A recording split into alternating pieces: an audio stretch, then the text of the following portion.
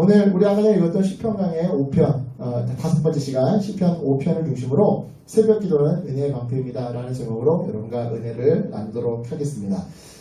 중학교 1학년 때, 제가 중학교 1학년 때 저는 20분을 걸어 학교에 등교를 한번 했었습니다. 이게 실제로 제가 살던 집이었고 제가 다니던 중학교 위치예요. 제가 이거 만드냐고 고생했어요.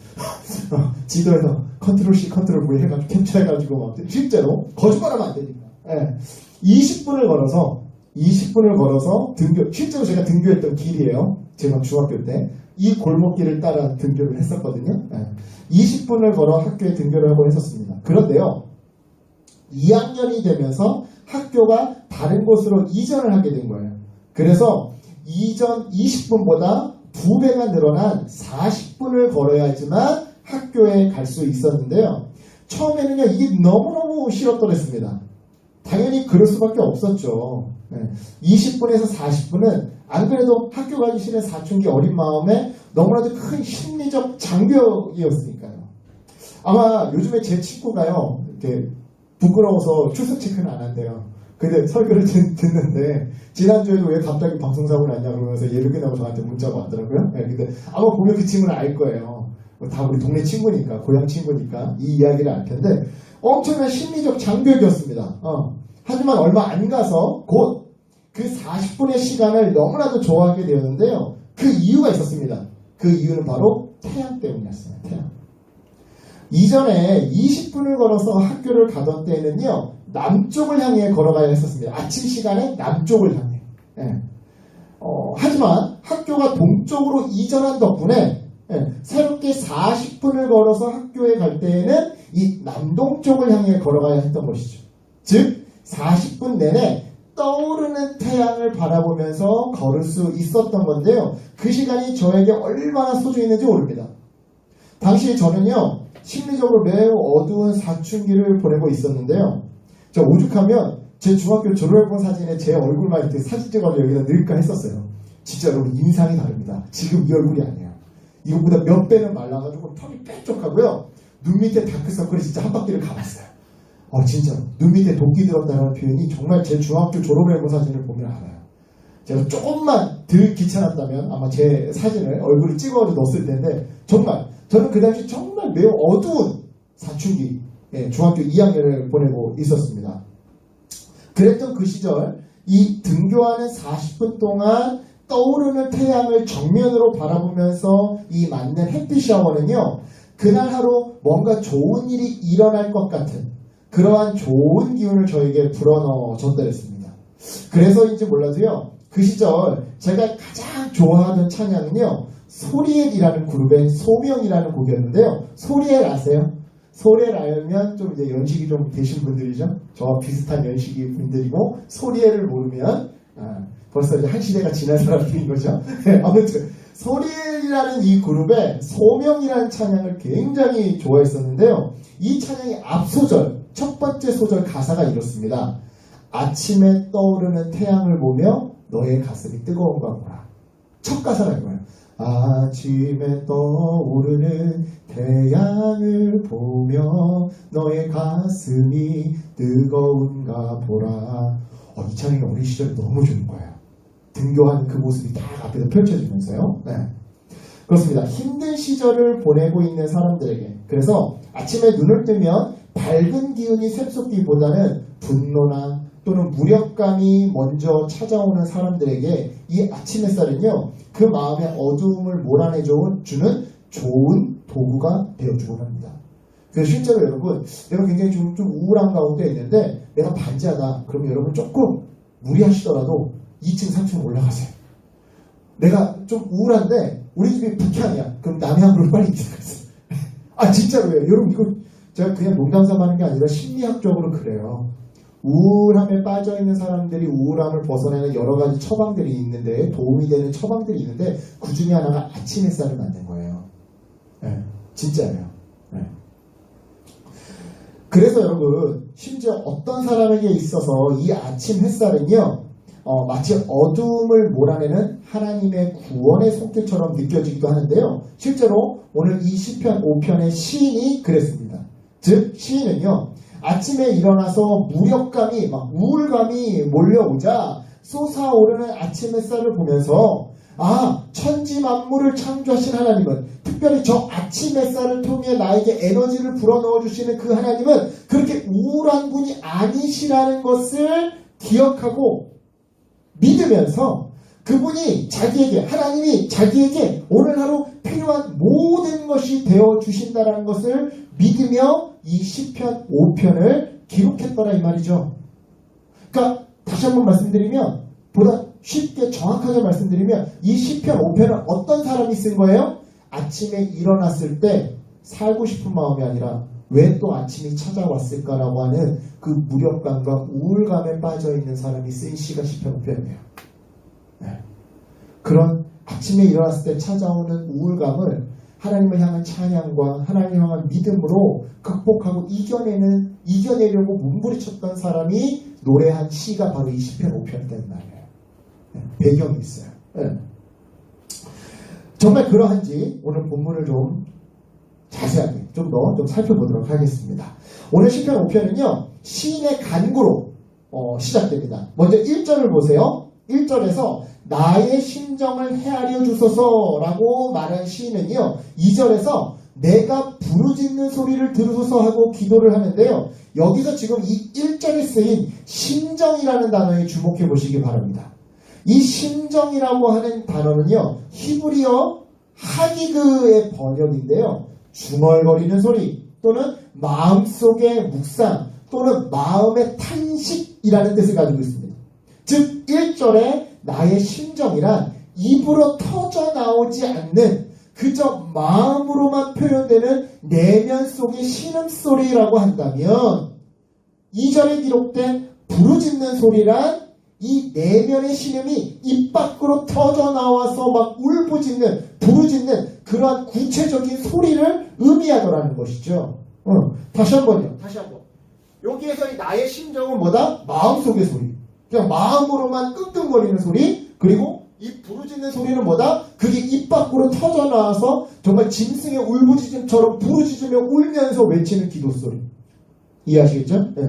이러한 점을 볼 때 오늘 본문은요, 고난 중에 드리는 기도임에 틀림없습니다. 그것도 특별히 아침에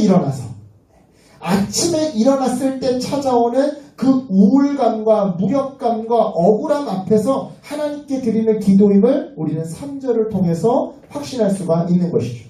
그렇다면 시인은 도대체 어떠한 내용을 아침에 일어나자마자 하나님께 그렇게 억울하다며 기도로 올려드렸던 걸까요? 그 구체적인 내용이요, 4절부터 12절까지로 쭉 이제 등장하게 되는데요, 먼저 시인은요, 자신을 괴롭힌 자들은 하나같이 하나님의 기준에서 벗어난 자들임을 고백합니다. 자, 5절 보겠습니다.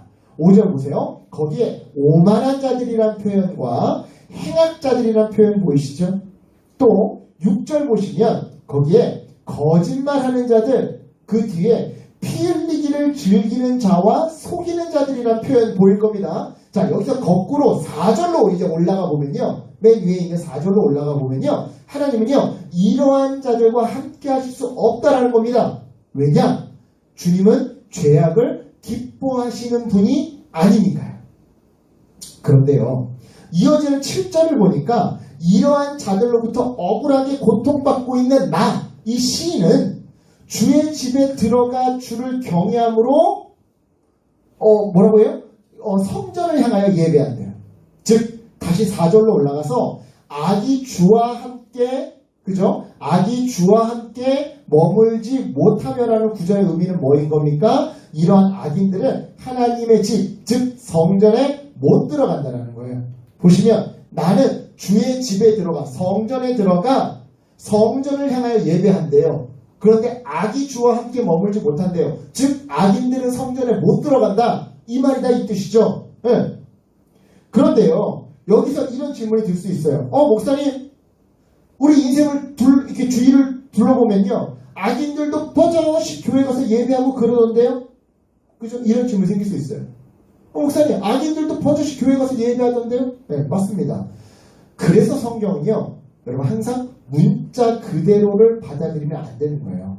문자 이면의 숨은 의미를 문맥을 통해 고찰해야 하는 건데요. 지금 여기서 악인들은 성전에 못 들어가지만 의인은 성전에 들어갈 수 있다라는 이 말은요, 이런 의미입니다. 악인들은 하나님의 임재를 체험할 수 없지만 의인은 하나님의 임재를 체험할 수 있다.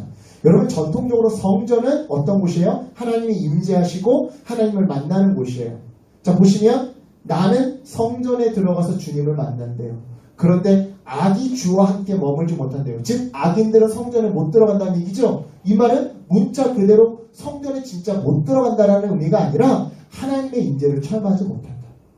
성전에 들어가도 의인은 마음의 그 상한 심령을 가지고 하나님께 예배하는 자는 성전에 들어갔을 때 하나님이 만나주시지만 그 상한 심령이 아니라 그 부유한 마음으로, 교만한 마음으로, 떳떳한 마음으로 예배드리는 그 사람은 아무리 성전에 들어가 예배해도 하나님이 임재하사 만나주지 않는다는 거예요.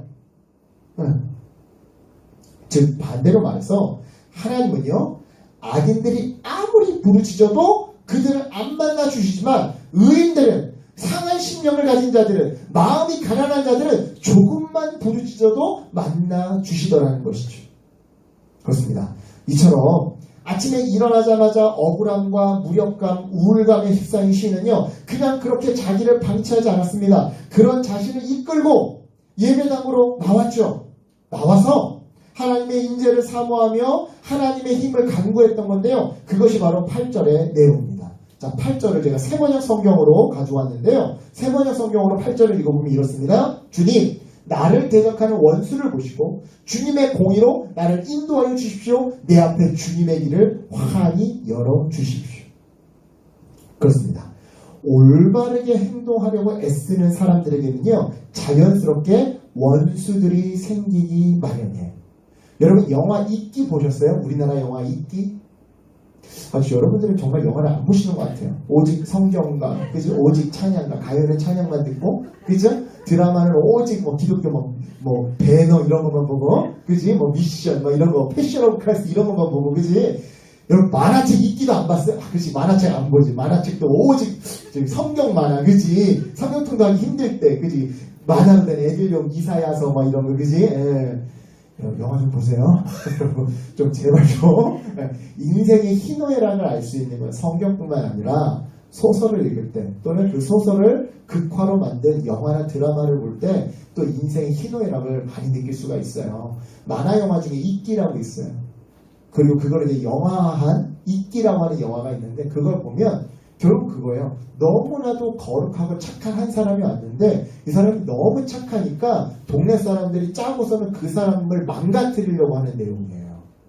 거기에 그 뒷면에 담겨있는 암투들이 막 그려져 있는 영화가 이끼거든요. 네. 여러분, 우리가 착실하게 살려고 할 때, 올바르게 행동하려고 애쓸 때 자연스럽게 원수들이 생기곤 합니다. 이거 불의합니다. 저 한 사람만 저 힘이 없다고 왕따시키는 거 잘못됐습니다라고 얘기를 할 때, 너 조용해, 너만 있다 보면 모두가 편해, 이러는 사람들이 있더라는 것이죠. 네가 뭔데 나서 이러는 사람이 있더라는 것이죠. 즉 의인의 선한 행동을 시기하며 무너뜨리려고 하는 그런 자들. 야, 착한 척 하지 마. 너도 결국 속물이잖아. 너도 좋잖아. 너도 가만히 있으면 너도 이익이고 결국 너도 그거 원하는 거 아니야? 근데 왜 너 혼자 잘난 척이야? 착한 척 하지 마. 너도 우리랑 별반 다를 거 없어. 라고 하면서 그 연약한, 맞아요, 우리 안에도 그런 악한 부분이 엄연히 존재하거든요. 근데 그 모습을 굳이 끄집어내려고 하는 그런 사람들이 있더라는 것이죠. 시인에게도 마찬가지였습니다. 그래서 시인은요, 이러한 원수들의 해코지와 공격으로부터 하나님께 구해달라고. 네. 그래서 하나님의 힘을 간절하게 구했던 건데요. 이러한 시인의 기도를 통해 우리가 배울 점이 하나 있습니다. 그것이 무엇이냐? 바로 겸손함이에요. 즉 이 거룩한 예배당에 들어올 수 있는 이유는 자기의 공로나 자기의 건강이나 자기의 환경이나 자기의 업적 때문이 아니라 7절에서 오직 주님의 풍성한 사랑 덕분임을, 즉 하나님의 은혜 덕분에 이 예배당에 와서 하나님 하나님께 예배하며 하나님이 나를 만나주셨다라고 고백하더라는 것이죠. 쉬운 말로 내가 몇 년 전에 했던 봉사를 생색내면서 또는 내가 몇 년 전에 심었던 헌금을 거론하면서 하나님께 마치 딜하듯 거래하듯 간구하지 않더라는 거예요. 겸손하게 오직 주님의 사랑 덕분에 성전에 들어올 수 있었고 또한 기도할 수도 있었음을 고백하더라는 것이죠. 그러면서 시인은요 이제 9절로 10절까지 해서 하나님께 그 악인들을 쫓아내달라고 간청하는데요. 자 9절 보시겠습니다. 자 9절 보세요. 그들의 그 입에는요 믿을 만한 말이 없고요 그들의 마음에는 온통 악한 생각뿐입니다. 또한 그들의 목구멍은 열린 무덤과 같고요 그들의 혀는요 언제나 악천만 일삼죠. 자 여러분 지금 여기 화면을 잘 보세요. 지금 여기 9절에 쓰인 입과 혀는요 사람의 겉을 의미합니다. 그리고 심중과 목구멍은요 속을 의미하죠. 즉 악인들은요 겉과 속이 모두 문제로 가득 찬 존재들이라는 겁니다. 다른 말로요 그 행실이 하나님 앞에서 병적인 존재들이라는 거죠. 이게 지체말로 거짓말이 늘 입에 붙었어. 이제 그냥 뭐 만성병이 됐어. 이런 존재들이다 이 말이에요. 예전에 막 임창정하고 김수미 배우님이 나온 영화 보면 임창정이 무슨 거짓말만 하면 아주 입이 더럽다고 막 입만 열면 구라라고 막 이러면서 그죠? 죄송합니다. 대사에서 그런 거예요. 아무튼 막 그러면서 입만 열면 그러니까 몸에 뱉다는 얘기예요. 고질병이 됐다는 얘기죠. 습관적 병이 됐다. 이 악인들이 그런 존재들인 거예요. 하나님 앞에서 그 죄악이 겉과 속이 아예 병적으로 다 죄악이 물들어버린 것이죠. 하지만 그들은요 자신들의 이 병적인 죄악, 고질적인 죄악, 습관적인 죄악을 전혀 깨닫지 못합니다. 그래서 그들은요 자신들의 악행을 멈추지 못하고 계속 반복하는 것이죠. 그래서 시인은요 10절에서 이들의 악행이 고스란히 그들에게 부메랑처럼 되돌아가기를 기도하는데요. 한마디로 합당한 처벌을 해달라고 주님 심은 대로 거두는 그 처벌이 저자들에게 있게 해주시옵소서라고 간구했던 겁니다. 그리고는 이러한 악인들의 심판과는 정반대되는 의인의 운명을 이렇게 노래하는데요. 11절을 보니까 주님께 피하는 모든 사람은 다 기뻐하고 즐거워한대요. 그것도 영원히. 즉 세상이 어떠하든 이 올곧은 마음으로 올바른 심지로 살아가는 자들은 어떠한 상황 속에서도 하나님이 주시는 기쁨과 즐거움을 누리게 되더라는 건데요. 한 발 더 나아가 시인은요 이러한 기쁨과 즐거움은 물론이거니와 여기에 덧붙여 어떤 복을 하나 더 하나님이 주실 거라고 말합니다. 복을 하나 더 주실 거다. 어떤 복을? 바로 12절의 내용인데요. 그 복이란 무엇이냐? 마치 방패와도 같은 하나님의 은혜입니다. 즉 마치 온몸을 가릴 수 있는 엄청나게 큰 방패처럼 하나님께서 당신의 은혜로 그 의인을 완벽하게 막아주시기 때문에 의인이 악인들의 모든 공격으로부터 안전하게 보호받는 그 복을 누리게 될 것이더라 이 말이죠. 여기서 우리가 잠깐 생각해 볼 것이 있습니다. 자 그게 뭐냐면 여러분 방패는 무엇을 위해 언제를 위해 준비하는 걸까요? 방패는 언제를 위해 준비하는 거예요? 바로 전쟁의 날을 위해 준비하는 거죠.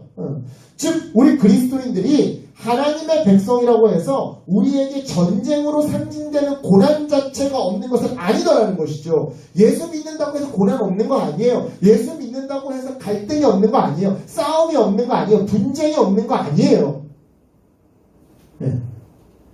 즉 우리도 당연히 고난을 맞이합니다. 전쟁이 있어요. 하지만 누가 우리의 방패 되신다? 하나님이 우리의 방패 되신다. 즉 고난을 맞이해도 해를 당하지 않으며 설령 해를 당한다 할지라도 다친다 할지라도 죽지는 않더라는 거예요. 당뇨에 걸려도 죽지는 않더라는 거예요.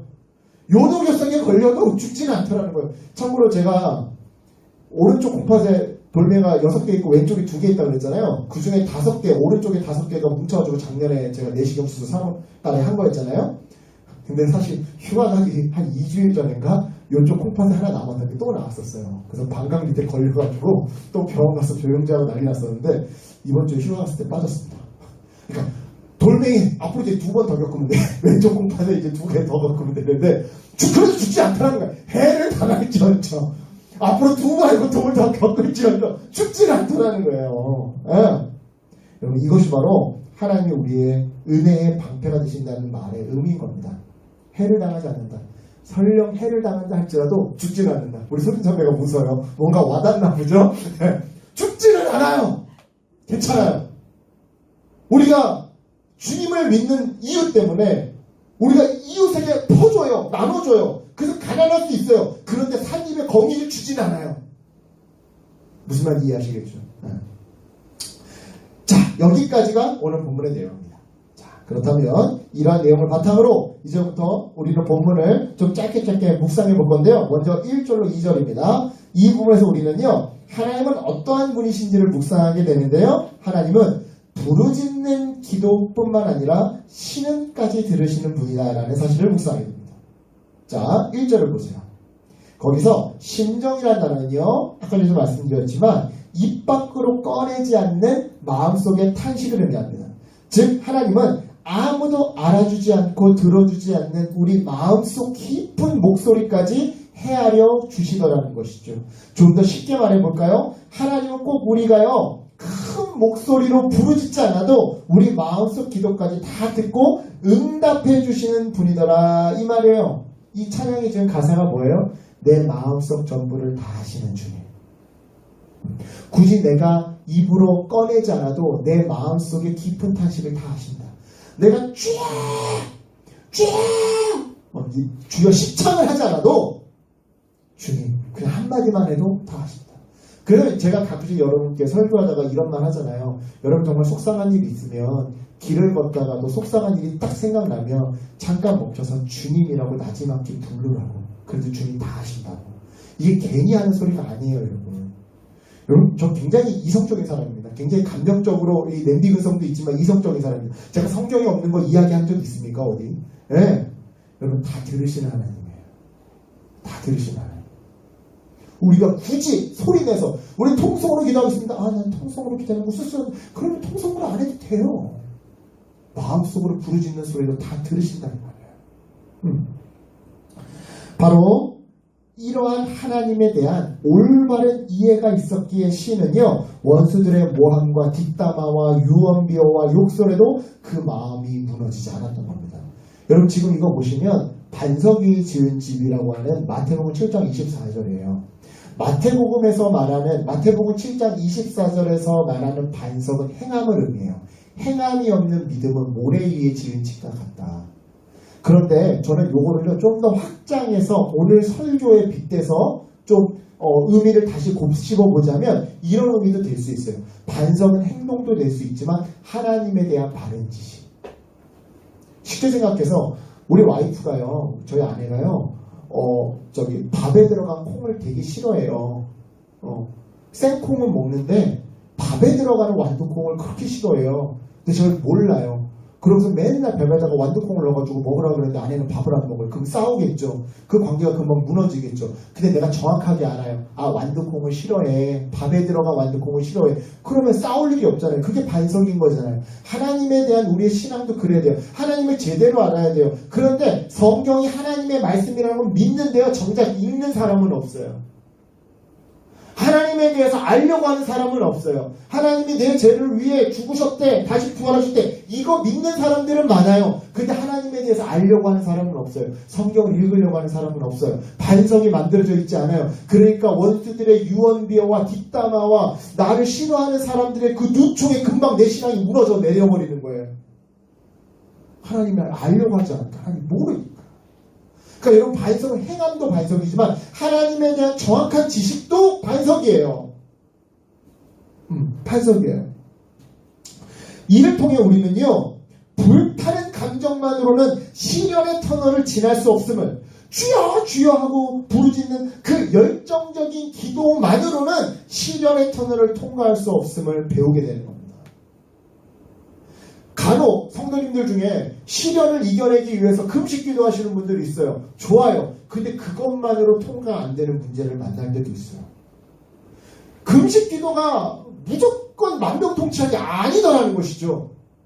그럴 때는 하나님에 대해서 제대로 아는 시간이 필요한 건데요. 다 그냥 주여 부르짖거나 금식 기도하면 된다고 생각해요. 내 열정, 내 혈기, 내 불타오르는 감정만으로 모든 것이 해결될 거라 생각한다 이 말이죠. 그게 아니더라는 거예요, 사실.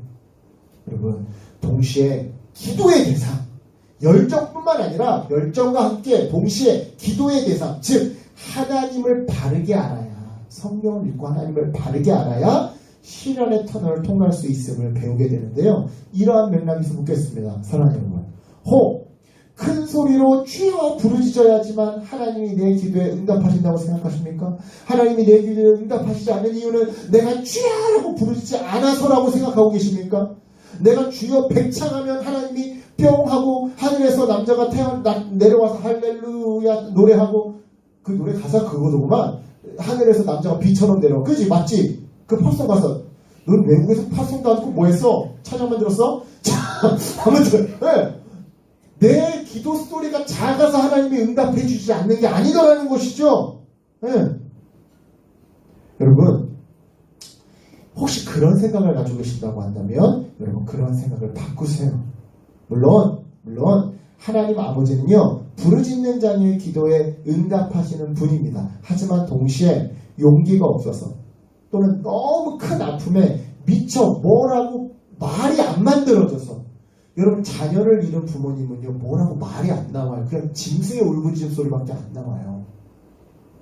하나님 왜 이런 말이 나올 것 같으니까 안 나오면 그냥 실신이지.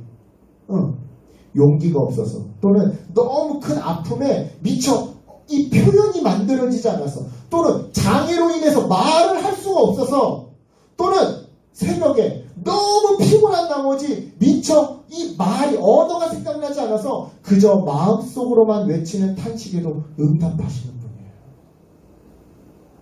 그런 여러분, 부르짖던 아니면 나지막히 읊조리던 둘 중 뭘 하시든 상관없으니까 일단 기도부터 하세요.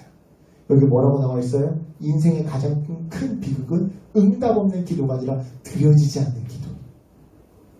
여러분, 나지막히 해도 상관없고요, 주여 주여 부르짖어도 상관없어요. 일단 기도부터 하세요. 하나님은 그 어떠한 기도에도 응답하시는 분입니다. 하나님의 기도 응답에 노가 없어요. 다음으로 우리는 4절로 6절을 묵상해보고자 하는데요. 여기서 우리는요, 하나님은 외식과 탐욕으로 드리는 예배를 거절하신다라는 사실을 묵상하게 됩니다. 자, 4절 보세요. 보시면 악이 주와 함께 머물지 못한다라고 기록되어 있음을 보게 되는데요. 여러분, 악에서 떠나지 않은 채 몸만 성전을 오가는 자들이 있다고 한다면, 즉 습관적인 내 죄악은 끊어내지 않은 채 그저 교회만 왔다 갔다 하는 사람들이 있다고 한다면, 주일이라고 해서 주님은 그들의 예배와 예물을 그리고 그들의 기도를 가증하게 여기사 물리치실 겁니다. 왜냐? 거짓과 탐욕의 마음으로 예배의 자리를 찾는 것은 하나님을 마치 죽은 신처럼 대하는 아나 무인의 일이기 때문이죠. 따라서 여러분, 나의 예배 생활을 돌이켜보시기 바랍니다. 지금 핸드폰 하고 있고요, 졸고 있고요, 뭐 하고 있네요. 네.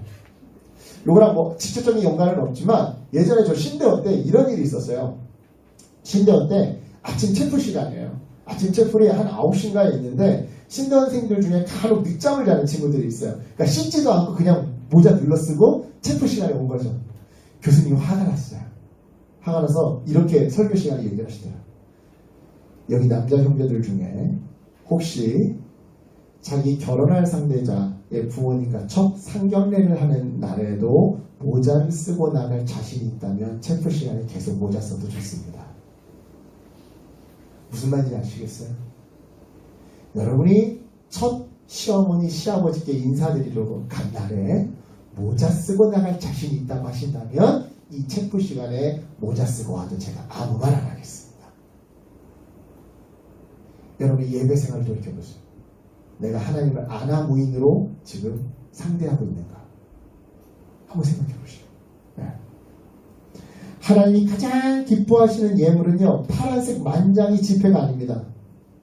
선을 행하기 위해 몸부림친 파란 만장한 삶의 흔적입니다. 따라서 여러분, 이것을 명심하시고 주님 믿고 변화된 내 삶의 흔적을 가지고 예배당으로 나오세요. 주님 믿고 변화된 내 삶의 흔적을 가지고 예배당으로 나오세요. 목사님, 저는 한 주간 엉망으로 살았는데요. 그러면 저 같은 사람은 교회에 올 자격도 없는 건가요? 아니요. 혹 지난 한 주간의 삶에 실수와 실패가 있었다면, 그래서 하나님께 드릴 삶의 예물이 없다면 괜찮습니다. 일단 빈손으로 오세요. 대신에 예배 때 은혜 받고, 그죠? 너무 빨리 넘겼다. 네. 대신에 예배 때 은혜 받고 회개해서 앞으로 한 주를 변화된 삶으로 살아가세요. 그러시면 됩니다. 사랑하는 여러분, 기억하시기 바랍니다. 내 삶이 변화되는 예배야말로 진정 하나님이 기뻐하시는 예배예요. 오늘 이 예배 마치고 내 삶이 조금이라도 변화됐다면 그게 기뻐 받으시는 예배예요. 헌금 많이 했다고 기뻐 받으시는 예배가 아니라. 그 외에 여러분, 우리가 목사님 설교 듣고 집에 돌아가는 길에 이 중에는 뭐 부부들이 없으니까 부부들을 보잖아요. 그럼 되게 좋아요. 목사님 설교 듣고 집에 돌아가는 길에 부부끼리 꼭 싸운답니다. 왜 싸움나는지 아세요? 꼭 이제 집에 돌아가는 차 안에서 서로가 뭐라고 하는지 아세요? 오늘 목사님 설교 들었지? 거봐, 그렇게 하지 말래잖아. 목사님 말씀을 다 옆 사람에게 적용을 해. 자기한테 적용을 안 해. 오늘 목사님이 뭐라 그랬어? 내가 변화해, 남이 변화해 그랬지? 그러니까 당신이 좀 변해봐. 그러면 내가, 아니, 그 얘기 아닌데! 여러분, 설교는요, 예배는요, 내가 먼저 변화되는 거예요. 그게 하나님 기뻐 받으시는 예배예요. 그래야 예배 후에도 싸움이 안 나는 거예요. 계속해서 이제 우리 7절로 8절을 묵상해 볼 건데요. 이 부분에서 우리는요, 어떠한 상황 속에서도 성전에서 예배하고 말씀 따라 살아가라는 사실을 묵상하게 됩니다. 자, 7절 보겠습니다. 여기서 시인은요, 큰 환난 중에도 하나님의 풍성한 사랑만큼은 절대 의심하지 않습니다. 그리고 그 한결같은 사랑을 믿기에 원수들의 끝없는 비방과 회방에도 불구하고 7절에서 주님의 집에 들어가 예배하고 8절에서 주의 길을 따라 살아가기를 포기하지 않는 것이죠. 자, 이런 맥락에서 묻겠습니다. 여러분, 과거에 여러분의 인생의 고난을 잘 견뎌냈던 그런 경험이 있으십니까?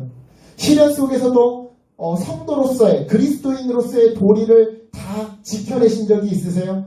시련을 이겨내고 예배의 자리를 끝까지 지켰던 경험이 있으십니까? 그렇다면 여러분, 그것은 기도에 응답하신 하나님의 사랑과 능력 덕분임을 잊지 마시기 바랍니다.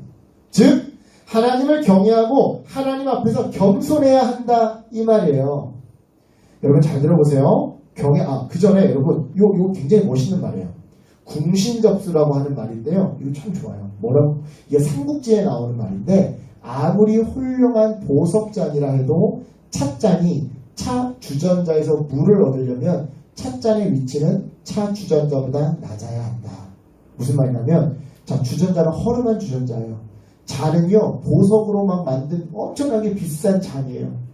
설령 얘가 볼품없는 주전자고 얘가 아주 비싼 잔이라 할지라도 이 잔에 물이 채워지려면 주전자보다 아래에 내려가야 된다는 말이에요. 주전자가 잔보다 위에 있어야 그 잘난 잔에 물이 담긴다는 거예요. 겸손함을 이야기하는 거죠.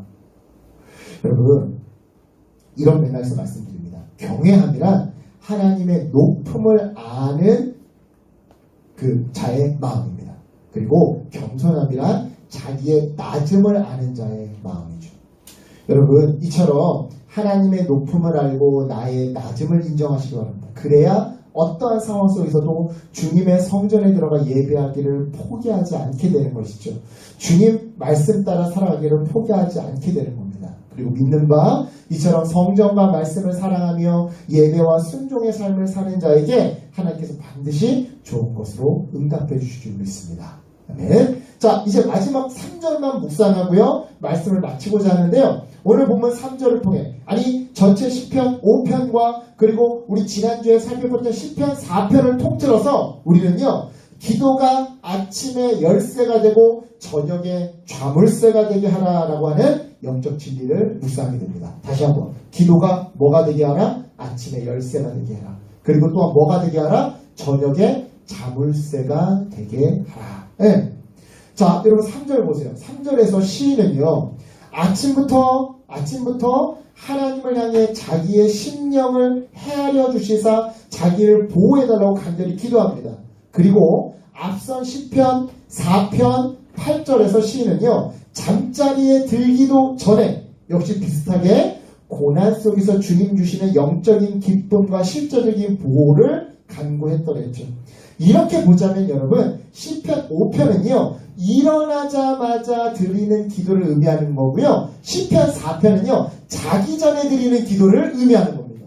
그리고 이 둘을 합치면 결국 기도가 아침에 열쇠가 되고 저녁에 자물쇠가 되게 하라라는 영적 진리를 얻게 되는 것이죠. 그렇습니다. 우리 그리스도인에게 있어서 기도 말고 다른 고난을 이길 방법이 사실 잘 없어요. 그러니까 여러분, 매일 밤 여러분의 슬리퍼를요, 침대 아래에 두시기 바랍니다. 그래서 매일 아침 잠자리에 일어나 그 슬리퍼를 찾는 순간 곧바로 무릎을 꿇고 기도하기 쉽게 말입니다. 목사님, 이거 좀 너무 오버 아니에요? 좀 오버 쌈싸먹는 소리 같은데요. 여러분, 이거 제가 만드는 말이 아니라 이거 정말 유명인이 한 말이에요.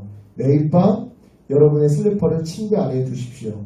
그래서 그 다음날 일어나서 슬리퍼를 줍기 위해 무릎을 꿇었을 때 자연스럽게 기도하기 위해서 말입니다. 이건 제가 만들어낸 말 아니에요. 유명한 사람이 한 말이에요. 헐리우드 배우 덴젤 워싱턴이 한 말이에요. 덴젤 워싱턴 아시죠? 누군지는 아시죠? 덴젤 워싱턴 몰라요? 영화 좀 보세요. 제발 영화 좀 보세요. 덴젤 워싱턴 치면 나와요. 이 할아버지 알 거예요. 아주 유명한 배우예요. 덴젤 워싱턴이 한 말이에요. 그리고 저는 이걸 응용해서 한 단계 더 나아가서 마찬가지로 매일 아침 여러분의 알람 시계를 침대 아래에 두셨으면 합니다. 그래서 매일 밤 잠자리에 들기 전에 그 알람 시계를 찾기 위해 무릎을 꿇었을 때 곧바로 기도하기 쉽게 말이죠. 물론 목사님, 아무리 덴젤 워싱턴이 그런 말을 해들어서니 너무 유난 떠는 거 아니에요? 오바 쌈싸먹는 거 아니에요? 에바 쌈바 참치 드롭바 아니에요? 막 꽁치 이럴 수 있어요. 무슨 호들갑이에요. 유난도 풍년입니다. 이럴 수도 있어요. 여러분, 이렇게 생각하지 말아주시고요. 한마디로 진짜 이렇게 하라는 게 아니라 이런 장치를 마련하라는 거지. 내가 일어나자마자 기도할 수 있는 장치를 마련하고 잠들기 전에 꼭 기도할 수 있도록 뭔가 장치를 마련해 놓으라는 거예요. 마치 덴젤 워싱턴이 슬리퍼를 집어넣듯이 침대 밑에. 다른컨대 여러분, 하루를 기도로 시작하고 기도로 마무리하는 사람에게 고난 중에도 넘어지지 않는 하나님의 평강과 보호가 가득할 것입니다. 자, 말씀을 정리하겠습니다. 오늘 본문을 통해 우리는요, 1. 하나님은 부르짖는 기도뿐만 아니라 마음속 신음까지도 다 들으신다. 2. 하나님은 외식과 탐욕으로 드리는 예배를 거절하신다. 3. 어떠한 상황 속에서도 성전에서 예배하고 말씀 따라 걸어가라. 4. 기도가 아침에 열쇠가 되고 저녁에 자물쇠가 되게 하라라고 하는 4가지를 묵상했습니다. 이제 이 4가지를 종합하면서 오늘 이 시편 5편의 메시지를 좀 한마디로 정리하고자 하는데요. 그것은 바로 새벽 기도는 은혜의 방패입니다 라는 메시지예요. 새벽 기도는 은혜의 방패입니다. 오늘 이 시편의 저자는요, 아침부터 하나님을 향해 간절하게 부르짖었더랬습니다. 고난 속에서 속히 건져주시고 정의로운 이 재판으로 자신의 옳음을, 자신의 무고함을, 이 억울함을 증명해달라고 말이죠. 그리고 그 결과 시인은요, 마치 방패와 같이 자기를 보호해 주신 하나님의 은혜를 체험했더랬습니다. 사랑하는 여러분, 여러분은 하나님의 그 은혜의 방패를 체험하는 이 새벽 기도에 또는 새벽 예배에 간증이 있으십니까? 저는 개인적으로 참 많습니다. 그리고 이 설교를 듣고 계신 분들 중에서도 몇몇 분들은 이 새벽 예배 또는 새벽 기도의 간증이 있으실 거라고 생각됩니다. 이 지점에서 우리가 생각해 봐야 할 것은요, 우리가 이미 과거에 이 새벽 기도를 통해 체험한 하나님의 은혜가 너무나도 많지만 나뿐만 아니라 이 연예인들까지 이 새벽 예배를 통해 경험한 은혜들이 너무나도, 간증들이 너무나도 많지만, 그래서 욕심 같기도 하고 하나님 앞에 염치없기도 하지만 아직도 우리의 삶에는 기도 응답을 받아야 할 눈물의 제목들이 너무나도 많다는 사실이에요. 사랑하는 누군가가 병고침 받았으면 좋겠습니다. 하나님, 앞이 보이지 않는 내 앞길에 길이 보였으면 좋겠습니다. 하나님, 배우자가 됐든 취업이 됐든 내 가족의 그 질병으로부터의 치유가 됐든 물론 지금까지 받은 기도 응답들이 많지만 그래서 참 하나님 앞에 염치 없지만 여전히 우리에게는 기도 응답 받아야 할 제목들이 남아있더라는 거예요. 네. 그리고 더 중요한 사실은 하나님은 지금껏 그려오셨던 것처럼 앞으로도 이 새벽 기도를 통해 우리의 기도에 신실하게 응답해 주실 것이라는 사실이죠. 그런 여러분 새벽을 깨어 기도하시기를 바랍니다. 자, 오해하지 마세요. 그렇다고 여러분 전부 다 새벽 예배 나오라는 말이 아닙니다. 또한 여러분 전부 다 일률적으로 새벽 5시 30분에 죄다 일어나라는 말이 아니에요. 꼭 새벽 예배 안 나와도 상관없고요. 꼭 새벽 5시 반에 못 일어나도 상관없어요. 물론 그렇게 한다면야 뭐 더더욱 좋겠지만 그게 핵심이 아니에요. 핵심이 뭐냐? 핵심은 아침에 일어나자마자 그 첫 시간을 하나님께 기도로 드리라는 거예요. 마치 일어나면 부모님한테 엄마 아빠 안녕히 주무셨어요? 하고 문안 인사하듯이 일어나자마자 기도로 하나님께 인사하고 기도로 대화하며 기도로 하나님과 하나님 아버지와 교제하라 이 말이죠.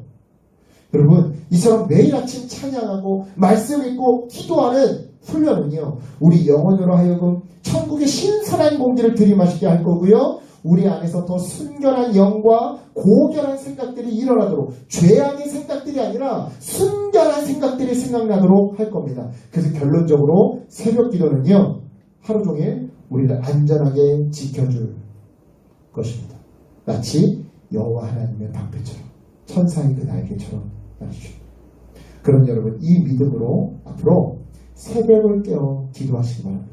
아침의 첫 시간을 하나님께 짧게 1분이라도 좋고 2분이라도 좋습니다. 5분이라도 좋습니다.